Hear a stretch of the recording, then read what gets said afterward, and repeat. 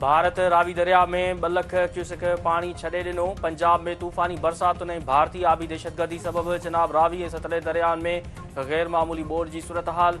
केतिरा इलाइक़ा पाणी हेठि भीको चिक वटि रावी दरिया जो हिफ़ाज़ती बंदि टुटी वियो। एमरजेंसी अलर्ट जारी। चिनाब दरिया में हेड मरला वटि पाणी जी लेवल 9 लख क्यूसेक खां बि वधी वई। फ़ौज तलब 1.5 लख खां वधीक माण्हू महफ़ूज़ हंधनि ते मुंतक़िल। शकरगढ़ में ॿोॾ जे वहिकरे में फाथल औरतुनि ऐं ॿारनि समेत 50 माण्हुनि खे रेस्क्यू कयो वियो। सियालकोट में 450 मिलीमीटर बरसाति रिकॉर्ड। मौसमियात खाते तरफ़ां उतर ओभर उभरंदे पंजाब ऐं कश्मीर में अॼु वधीक तूफ़ानी बरसाति जी अॻकथी।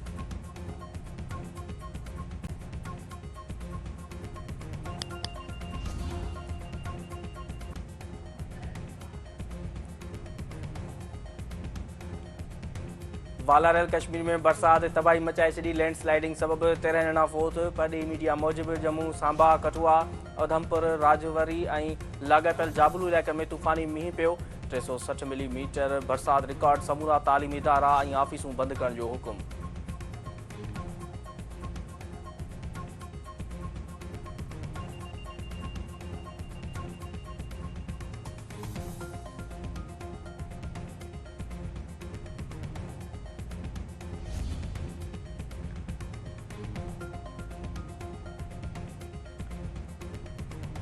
वज़ीर आज़म शहबाज शरीफ़ तरफ़ां बरसाती ॿोॾ मुतासिर इलाइक़नि में इमदादी कार्रवाई तेज़ करण जी हिदायत। मुतासिर माण्हुनि में ख़ुराक, दवाउनि ऐं ख़ीमनि जी फ़राहमी यकीनी बणाइण जो हुकुम। अतातार जो चवणु आहे त वफ़ाक़ी सरकार जी ॿोॾ सूरत हाल ते मुकमल तौरु नज़र आहे। वज़ीर आज़म इमदादी कमनि जी पाण निगरानी पियो करे। मुसदिक़ मलिक जो चवणु आहे त कराची में नालनि जी सफ़ाई समेत ॿिया मसइला वफ़ाक़ ऐं सिंध सरकार गॾिजी हल कंदियूं। मेयर मुर्तज़ा शहर में खयल क़दमनि बाबति ब्रीफिंग ॾिनी।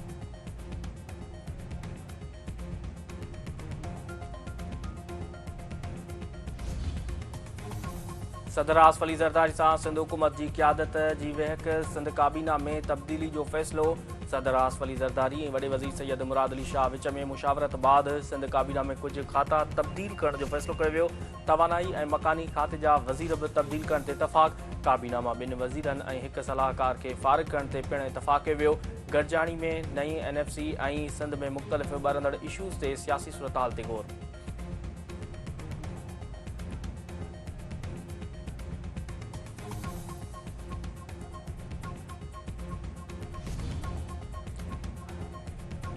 PP चेयरमैन बिलावल भुट्टो ज़रदारी तरफ़ां मीरो ख़ान जे ॻोठ न्यू थारूवदो में सिंध पीपल्स हाउसिंग तहत ॿोॾ मुतासिर लाइ ठहियल घरनि जो दौरो।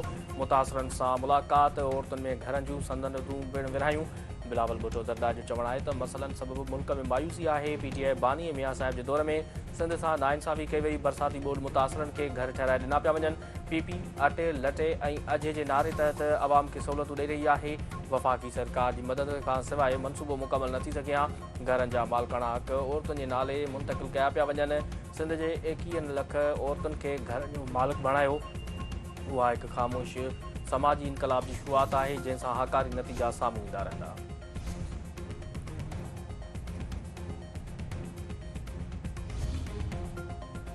बलोचिस्तान जे मुख़्तलिफ़ इलाइक़नि में सिक्योरिटी फोर्स जूं कार्रवायूं। 47 दहशतगर्द मारिजी विया। 7 खां 9 अगस्त ताईं पाक अफ़गान सरहद ते कार्रवायुनि में 47 दहशतगर्द मौत जो ख़ाज। सिक्योरिटी ज़रियनि जो चवणु आहे त मारिजी वियल दहशतगर्दनि जा लाश अफ़गान सरहद जे पासे किरिया। 15 ॾींहनि गुज़रण बावजूदि लाशनि जी कंहिं बि मालिकी न कई। 15 अगस्त ते अफ़गान इख़्तियारनि सां जिरगे दौरान लाशनि खे गॾनि ते रखी आंदो वियो। डिघे अरसे ताईं खुलियल आसमान हेठि पियल लाशनि खे गुझूं खाईंदियूं रहियूं। वॾे तइदाद में दहशतगर्दनि खे मारणु सिक्योरिटी फोर्स इंटेलिजेंस जी वॾी कामयाबी आहे।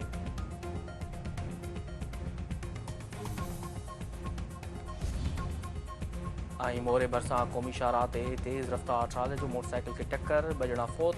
ज़ुल्फ़कार मलिक ऐं उबैदुल्ला सोलंकी जा मड़ इस्पताल मुंतक़िल।